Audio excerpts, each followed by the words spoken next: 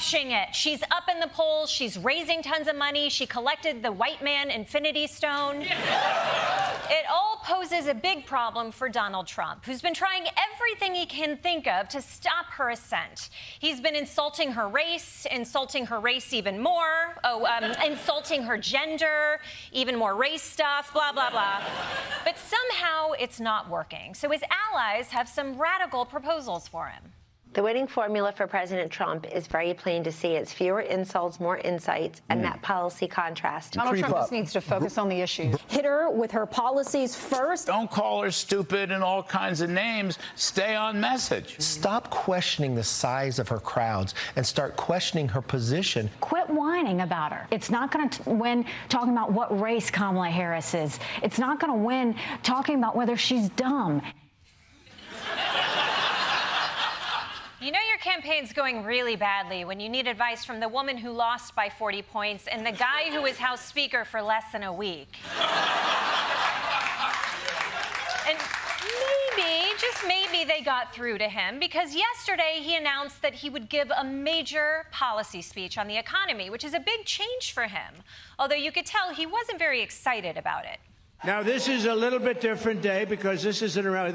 We're talking about a thing called the economy. They wanted to do a speech on the economy. A lot of people are very devastated by what's happened with inflation and all of the other things. So we're doing this as a intellectual speech. You're all intellectuals today. Today we're doing it, and we're doing it right now. All right, I guess we're doing it. We're doing it right now. Now he understands what every woman was thinking when they slept with him.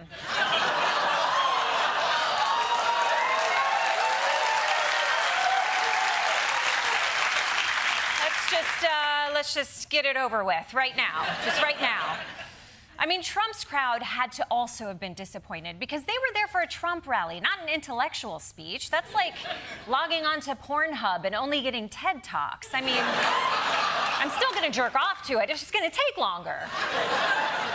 But with just 81 days left until the election, Trump needs to focus on the issues. So let's hear this intellectual, focused economic policy speech. Crooked Joe, he didn't do interviews either. Remember, Joe, what kind of ice cream is your favorite? Vanilla. Oh, I like vanilla. Oh. That was George Papadopoulos. Okay. I guess you got to warm up first. You can't just jump right into the economics. Start by attacking the guy you're not even running against anymore. But now that you're warmed up, economics, go. You're getting out now, Joe. We can do it the nice way, or we can do it the hard way. And he's getting out. He's getting out. In fact, they're not even giving him a good spot to speak. You know when he's speaking on Monday? Monday's not that's the worst day. Monday's the worst day? That's a Garfield policy.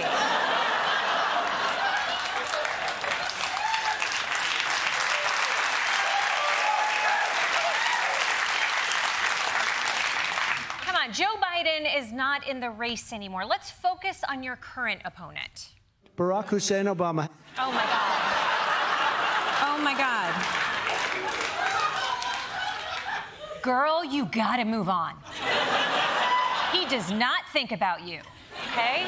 Your current opponent is Kamala Harris. Say something substantive about Kamala Harris. That's the laugh of a crazy person, I will tell you, if you haven't known it. It's a crazy. She's crazy. That's the laugh of a person with some big problems. Yeah, Kamala's the one with the big problems, definitely. Also, it is so inappropriate to insult a woman's laugh. Women are supposed to laugh. It's mandated by our pillows.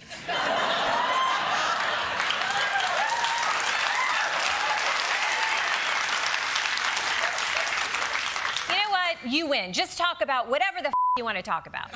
And now they're putting her on the covers of Time magazine with an artist sketch. They don't use a picture, they use an artist sketch. I want to use that artist. I want to find that artist. I like him very much.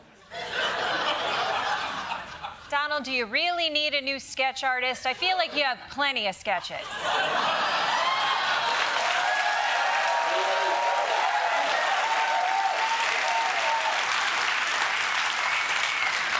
Look, I hate to nitpick, but in this speech about the economy, do you think at any point you might want to say something about the economy? I did have something I would show you. Wait a minute. I don't know if you've seen this. I used it once. Oh, I have it. I do have it. Look at this. Look at this. So, this is Tic Tacs, right? Yes. I mean, they came out of your pocket, so they might be roofies, but... Okay. For the sake of the argument, they're Tic Tacs. What does that have to do with the economy? But that's what happened. This is inflation. This is Tic Tac. This is Tic Tac. This is inflation. This is what's happened. I just happened to have, somebody gave me this one today. I said, I think we'll put it up as an example of inflation. That is not an example of inflation. It's just two different sizes of breath mints. I mean, my understanding of macroeconomics is limited, but I do know for a fact that inflation is not defined as big Tic Tac, little Tic Tac. Jesus Christ.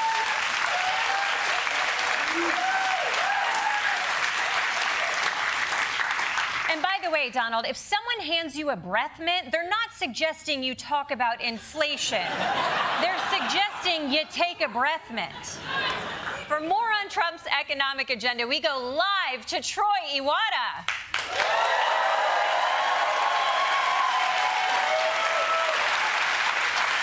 Boy, that Tic Tac thing was so weird, right? You know what? You're weird, Desi. Okay? Because Donald Trump is absolutely right. This is a real problem. This box of Tic Tacs is big, and this one is small. And that's inflation. No, I don't think so, Troy. Those are just two different sizes. They sell at different prices. It's not inflation. No, Desi, it is inflation. I took Economics 101, which I never slept through sometimes. Okay? There are examples of inflation in any grocery store. For example, this is soda, okay? And this is soda. Thanks, inflation. Troy, those are just two different sizes of soda. And the bigger one is more expensive. Yeah, right. Okay, you're not getting it. No. How about this? Okay, I bought this bag of chips last week, and today I went back in the same aisle, and instead of chips, it's toilet paper? Joe Biden? More like Joe Single-Biden. Okay, the store probably just rearranged things. Those are different products, Troy. You're telling me these disintegrate in salsa.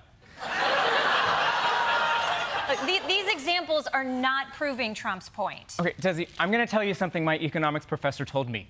Wake up, okay? Because here's another thing for you. This suit jacket, okay, fit me perfectly 2 weeks ago, and then I washed it, and now look. Joe Biden? More like Joe's smaller jacket den. Troy, did you run your suit through the dryer again? Of course I did. I'm not going to wear wet clothes, Desi. Troy, just finish your report and come back to the studio, please. Okay, fine. God, cars are so much more expensive than they were last year. Yes, that's it. That's inflation. No, Desi, the car is the same size. Oh, my God.